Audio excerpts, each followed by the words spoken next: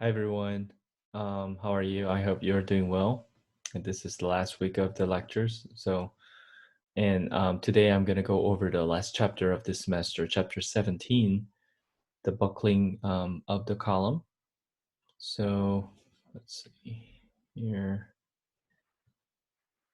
Okay, so here's a PowerPoint presentation that we're going to go over. And I already uploaded this PowerPoint presentation on the Blackboard under week 15. Okay. All right, so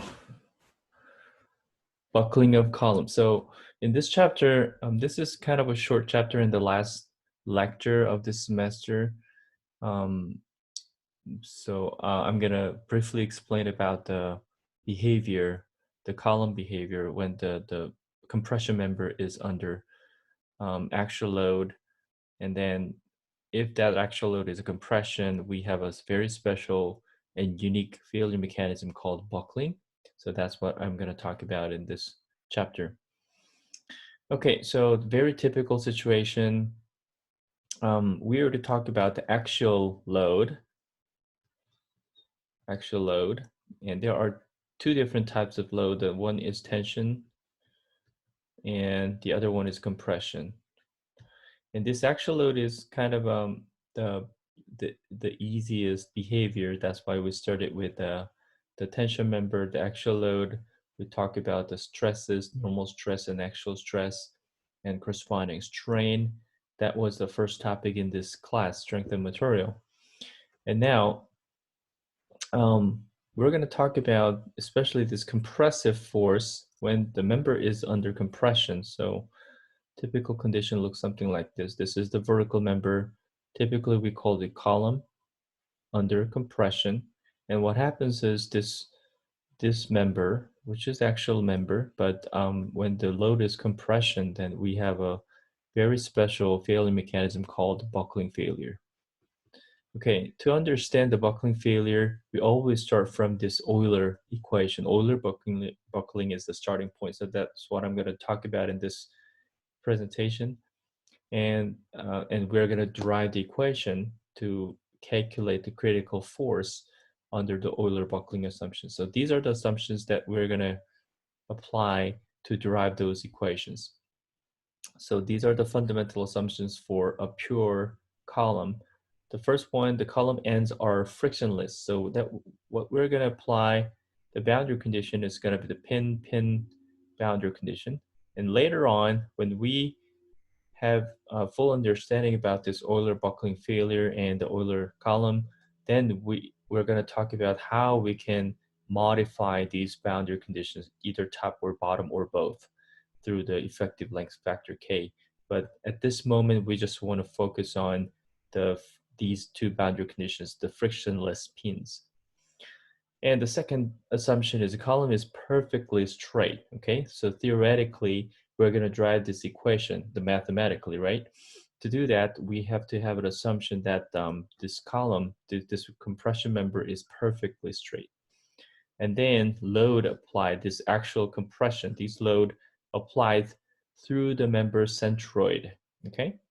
And then member is going to be, the behavior is within the elastic range. So based on these four assumptions, now we're going to move on to the next slide. So this is the typical setup for the Euler buckling equation. So here we have a perfectly straight column, and the top and the boundary condition, top and the bottom boundary conditions are frictionless pins, and this load is going through the centroidal axis of the member.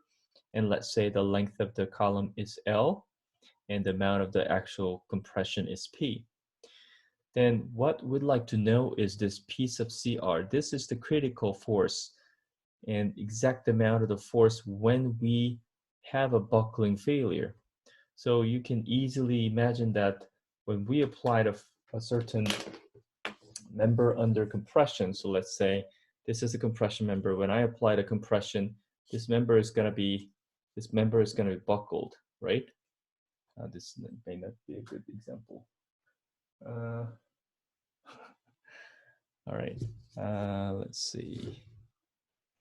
There we go. I have a card, right? When I apply the compression, this member is going to be buckled, right? So that's what I'm talking about. When we apply the force, right, this member is going to be buckled. And we'd like to know the exact amount of the compression buckle the column. So this is the free body diagram when that buckling failure is occurred, right? If everything is perfect and the boundary condition is symmetric about the central line, what we will have is going to be, we will have the maximum this lateral deflection in the lateral direction, so y max, and that is going to be exactly in the middle of this column due to the symmetry. Okay, and then what we're going to do, we're going to make a cut at a certain location with an arbitrary distance z from the bottom. Then the corresponding this lateral displacement is going to be y, so this y is going to be a function of z. Then at that time we can have the piece of CR, which is this critical axial force, and the corresponding moment m sub z. And then when we apply the equilibrium equation, we can easily say that this m sub z is going to be equal to piece of CR times this y, the lateral displacement. You could easily say that when you take a moment about this point, this piece of CR doesn't create any moment. This m sub z in the counterclockwise direction should be matched with the other opposite direction of moment, which is a clockwise moment through this piece of CR times the moment arm y. So that's how we have this equation there. And we do have a bending formula. It looks like this. This is a second derivative y with respect to z, differential equation.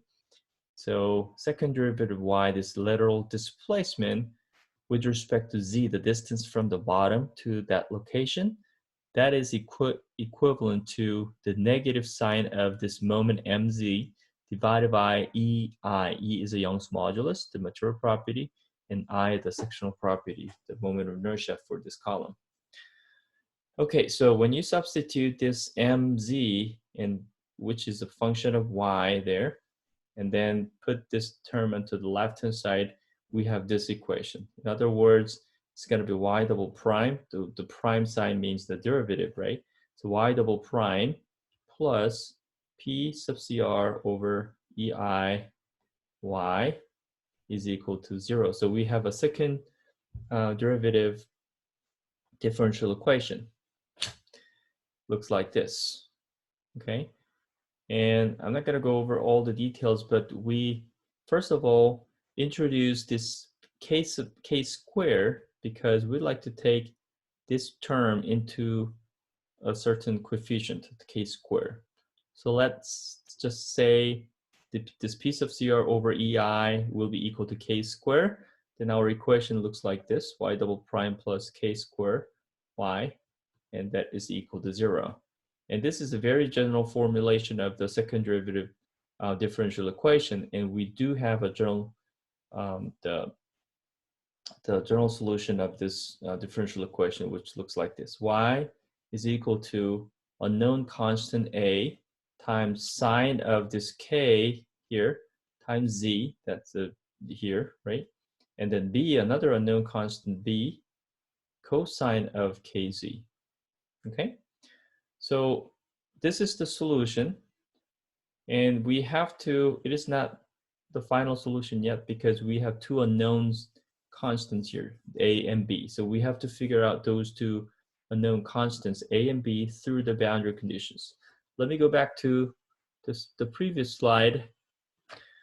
So here, this is the original figure, the setup of the column, and we can see the boundary condition at the top and the bottom boundaries. At the top and the bottom, based on the fundamental assumption, we say that it is a frictionless pin, right? So from there, and we are measuring z, this z, which is a variable, right? It is a distance from measuring from the bottom, right? So this bottom boundary condition, point A, is where z is equal to 0, right? And this top boundary, point B, it's going to be, in terms of z, this is going to be z is equal to L, because we are measuring the z from point A through B. So what we have is we have two boundary conditions.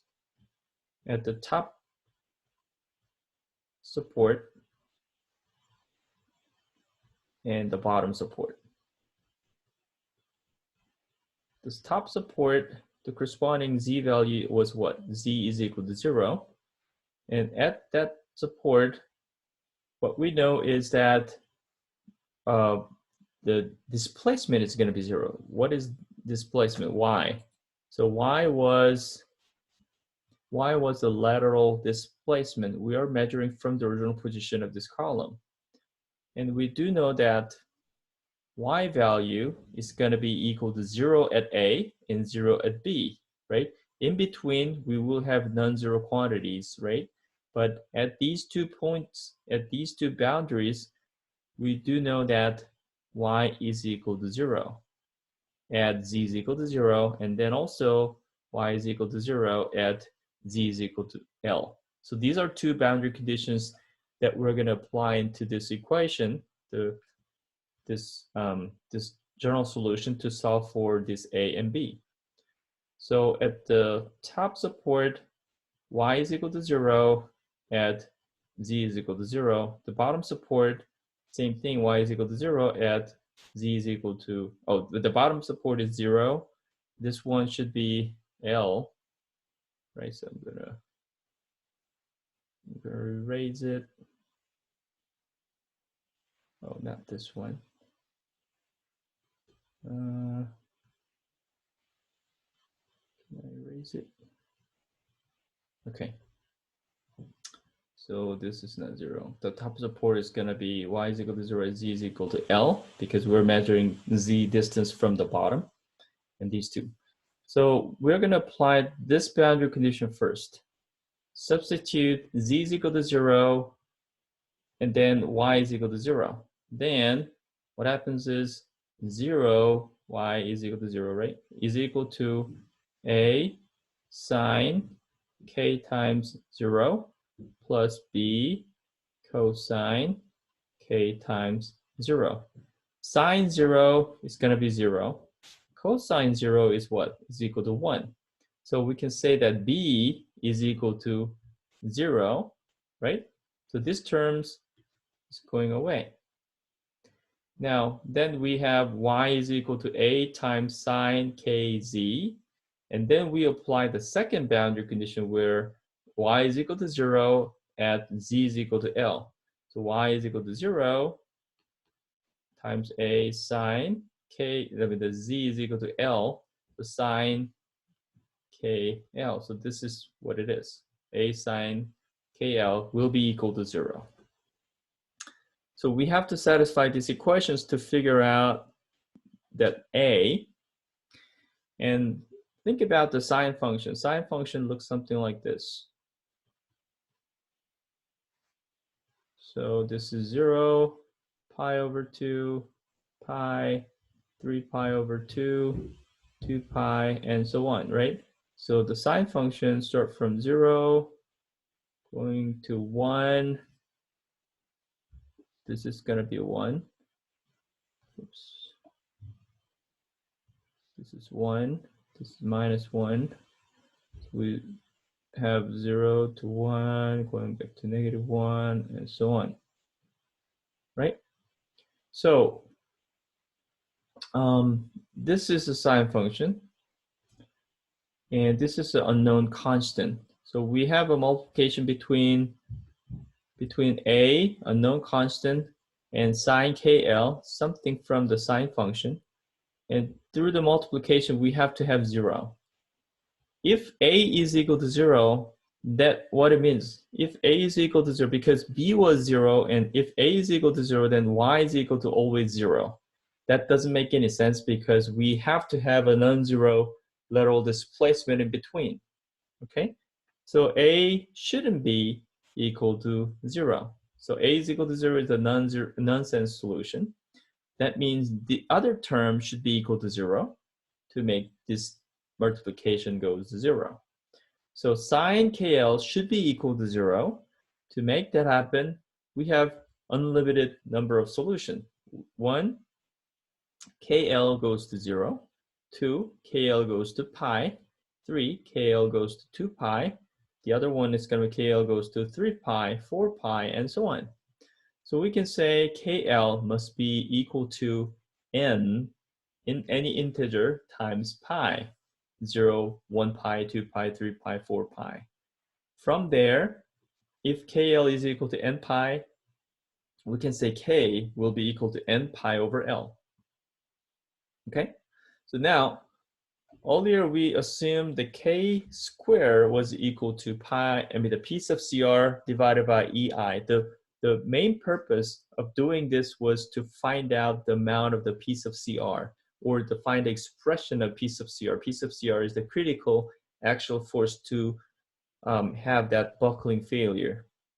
Okay, so if K is equal to n pi over L, and we say K squared was piece of CR over EI, so we reorganize this equation as piece of CR is going to be K squared times EI, and substitute this K, which is n pi over L, into this K here. And then to finalize this formulation, piece of CR, which is n squared pi square EI over L squared.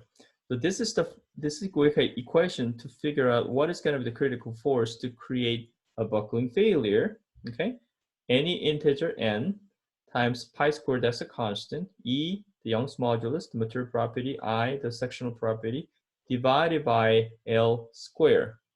So you can see that, just forget about n squared at this moment. This pi squared is a constant.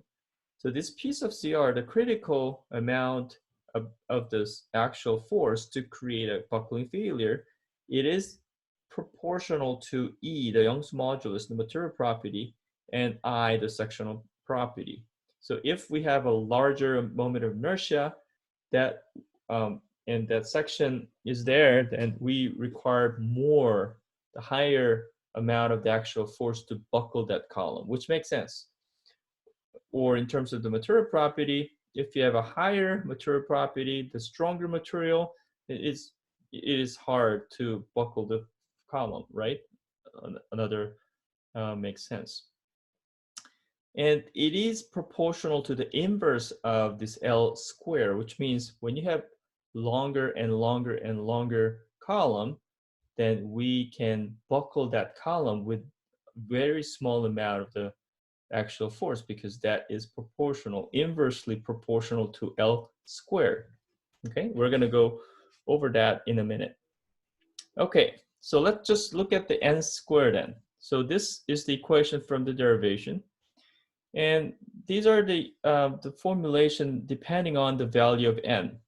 Of course, if n is equal to 0, that doesn't make any sense. So we're going to substitute n starting from 1, 2, 3, and 4, and so on.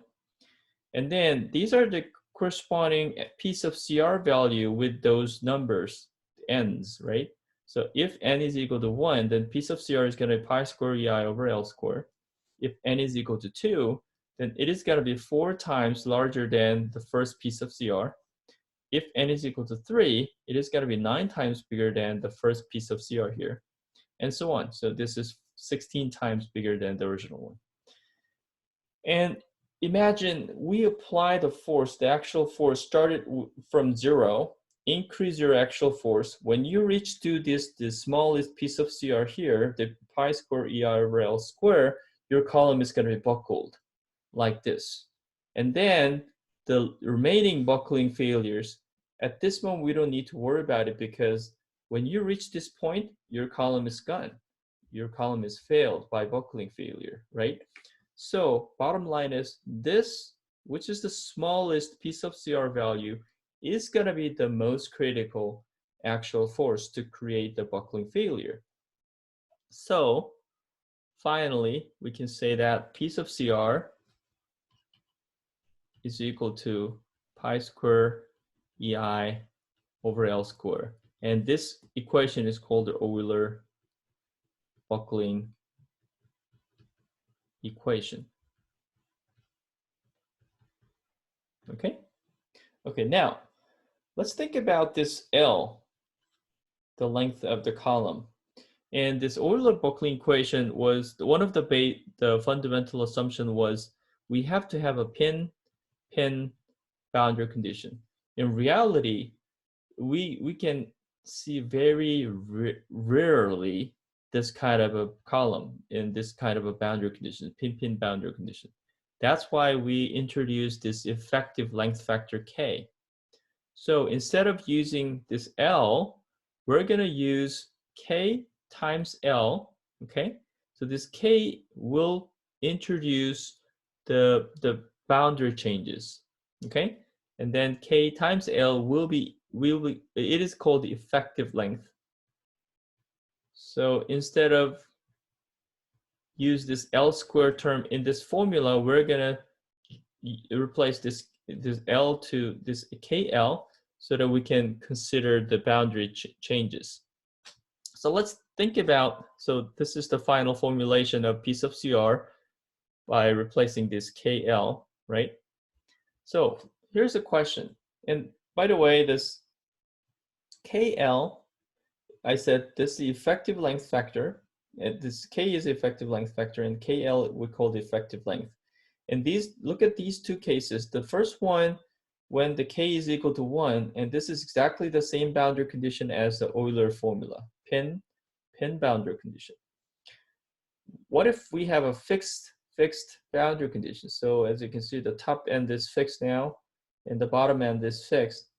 It is obvious that the fixed boundary condition will be stronger than pin boundary condition. Pins are, the boundaries that allows to have a, rotation. Fixed boundary condition is firm, right? The built-in support. So we have to maintain the 90-degree angle, right? That we studied in the statics. That's how this boundary conditions are way stronger than the pin boundary condition. And the corresponding value of K is 0.5. So what happens when the effective length is half, right? That is K is equal to 0.5.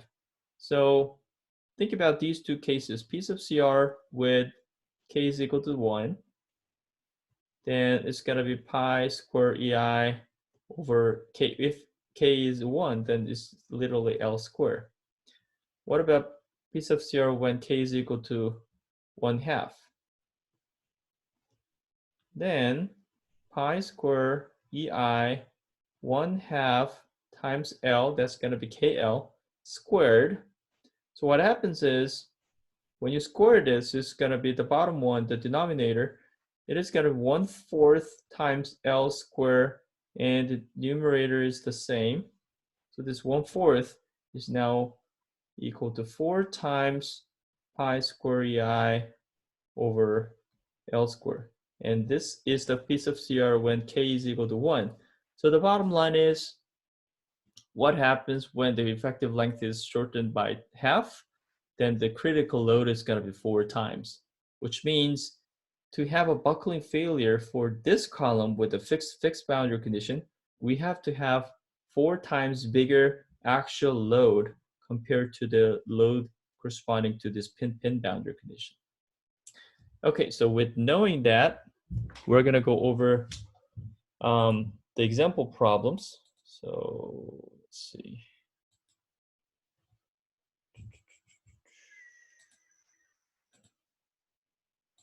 Okay, so let's solve the problem here.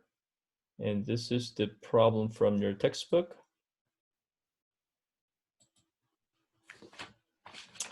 Example 17.1. Okay, so let's look at the problem. This is example 17.1. A992 steel, W8 by 31 member. So we do know the material property A992 steel, which means Fy of 50 ksi steel. And then, and the sigma y is, which is 50 ksi, that's given in the later description. And we also know the section, which is W8 by 31, okay? And shown in this figure is to be used as a pin connected column. It says a pin connected column.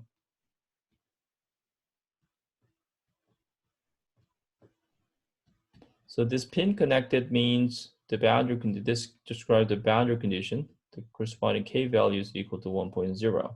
So we can directly use the Euler formula to find out the piece of CR. So the question is, determine the largest actual load it can support before it either begins to buckle or still yields.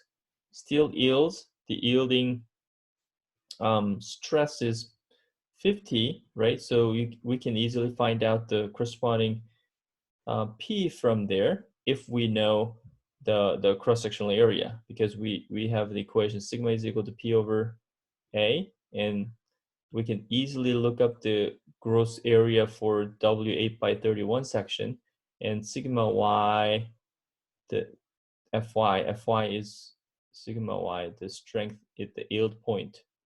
So the Py will be equal to sigma Y times gross area of W8 by 31. So by the way, the gross area of W8 by 31 and the moment of inertia Ix and Iy value, these are all available in the appendix. The table that we use to select the, the beam, right? When we calculate the maximum moment, we go to the table with all the W-shaped sections, and then based on the S value, right? Section modulus, we selected the beam. So using the same table, because we already have the section given, W8 by 31, we can find out the gross area, moment of inertia about x-axis, moment of inertia about y-axis, because those three values are going to be used. And the material property for A992 steel is given as 29,000 KSI. This can be obtained from the table in the back of the back cover of your textbook. So from the table, AG is equal to 9.13 inch square. Ix, the moment of inertia about strong axis, is 110 inch to the fourth. Iy is 37.1 inch fourth. And then Young's modulus E is equal to 29,000. So the question is, what is piece of CR? And we also calculate Py. The question is this: determine the largest actual load it can support before it either begins to buckle or still yields, right? So we have to first calculate these two forces, piece of CR and Py, and then what do you think? Which one will govern your design? The smallest one is going to be the governing actual force, because we have two different failure mechanisms, buckling and yielding. And when you reach to either one of those first, then that is going to be counted as a failure of your column.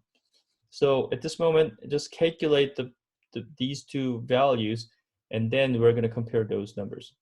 So piece of CR with the K is equal to 1, we can directly use the Euler equation, which was pi square E I over L square.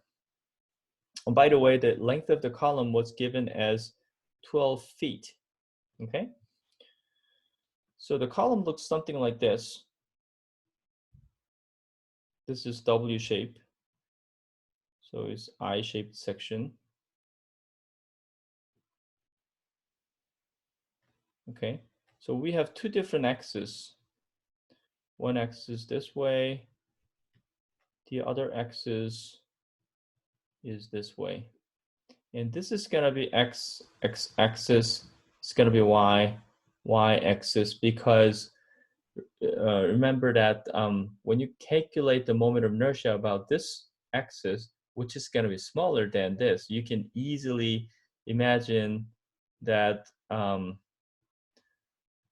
so we're going to place this I-shaped section this way under the transverse loading, not the other way, right? Because the moment of moment of inertia about this horizontal axis is way stronger than the vertical axis, right? We apply the transverse load this way, not the other way, this way, right? So that's why we call this axis as x-axis and y-y, and x-axis is always strong axis, strong axis.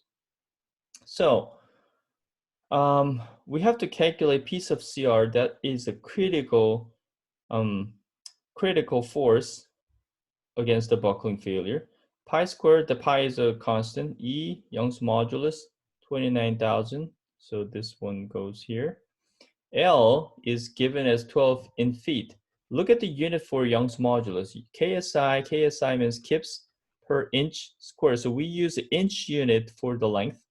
And the given length of the column is 12 feet. So we have to convert it into inches. 12 times 12, which is 144 inches. So this number should go to the denominator. So the 144 squared. So now my question is, which I value is going to be used in this formula, Ix or Iy? So everything else is the same. We're thinking of two different values of P sub CR. P sub CR, again, that is the amount of actual force to buckle the failure.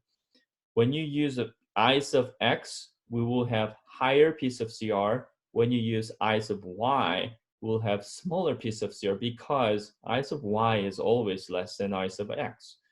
So here we have two different numbers. P sub CR with Ix, this is Ix, and P sub CR with I sub Y. Because I sub X is larger than I sub Y and this I is in the numerator, this value always larger than this. Okay, now, which one is going to be the governing P sub CR? The larger one or smaller one? What do you think? Yeah, smaller one, because when you reach to the smaller value, we're going to reach to the smaller one first, right? Then when you pass the smaller one, you're going to go on to the bigger one. And then when you reach to the smaller value P sub R with Y, then your column is going to be buckled, right? So this is going to be the more critical P sub CR than the other one. So that's why we have to use IY, not IX. So when you calculate P sub CR with respect to IY, so substitute 37.1 here, then you will get P sub CR value of 512 kips. So this is going to be one of the actual force to consider our answer. Now the other one is P sub Y. So this is about against the buckling failure. This one is for yielding of the materials. And P sub Y, I said, is equal to sigma Y times Ag. So sigma Y times Ag, which is 50 in KSI, and Ag was 9.13. So I got 456 in kips. So now we have two different values, 512 and 456, and we have to find out the largest actual load it can support before it either begins to buckle or the steel yields. So which one is going to be the answer? The smaller one. The same story like this, right? So here we have two different numbers, 456 and 512. We increase the actual load starting from 0. When you reach to 456, your column is going to be failed by yielding before you reach to the buckling failure, right? So you have to understand this carefully. We have two unique failure mechanisms. One is buckling, the other one is yielding, and both the two different sets will provide two different answers, 512, 456. What is going to be the largest actual load? It doesn't mean you take the larger one between these two. No, you have to have an understanding of this description, determine the largest actual load it can support before it either begins to buckle or the material yields. So the answer is going to be 456 kips. Okay, so this is the only example problem that we're going to solve and go over in this chapter, chapter 17. For this chapter, chapter 17, because we didn't have enough time to, this is unfortunately, right? We didn't have enough time to do the entertainment package problems. So I'm going to use the problem from this chapter 17 as a bonus extra credit problem for the final. Okay, I'm going to talk more about it when I create a review session for the final. So again, this is the end of chapter 17 and the end of the video for the entire lecture of this semester, okay, and this week as well. So next week, only probably Monday, I'm going to post another video, which is going to be the review session for the final. That is going to be the real final video clip for this semester. Okay, thank you. Bye.